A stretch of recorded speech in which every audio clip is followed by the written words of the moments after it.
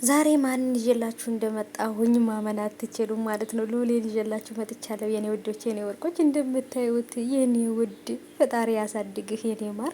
እና ደግሞ ሉሌ እያደገ ነው ቤተሰቦች። እንደምታዩት እግርና እግሩን አጠላልፎ ምናምን እኮ በቃ የሆነ ትልቅ ሰው የሆነ እኮ ነው የሚመስለው። የኔ ውድ እያደገ ነው። በነገራችን ላይ ፈጣሪ ያሳድግላት ሩታዬ፣ የኔ ማር ማለት ነው። የኔ ውድ እንደምታዩት እኮ ምን እንደሆነ ቸኮላታ ከረል እኮ ነው። ከረሉ ራሱ ሲያምር የኔ ማር ማለት ነው። ደግሞ እያደገ ነው እንደምታዩት። በቃ ብዙ ነገሮችን ማስተዋል እየጀመረ ነው።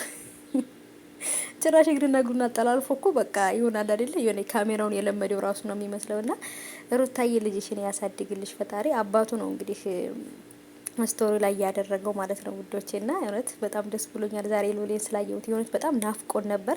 ሉሌ የታለ ሉሌ የታለ? ብዙዎቹ ሉልን ነበር የሚጠይቁት የታለ እያሉ ማለት ነው። እና አሁን ላይ ሉሌን ስላየ ነው በጣም ደስ ብሎናል። እንደኔ ደስ ያላችሁ ደግሞ ቪዲዮ ላይክ በማድረግ አሳውቁኝ የኔ ማር ማለት ነው። ፈጣሪ ያሳድግህ። ውይ እንደምን ይሻለኛል እውነት እንደ ህፃን ልጅ እንዴት እንደምወድ ማለት ነው ቤተሰቦቼ።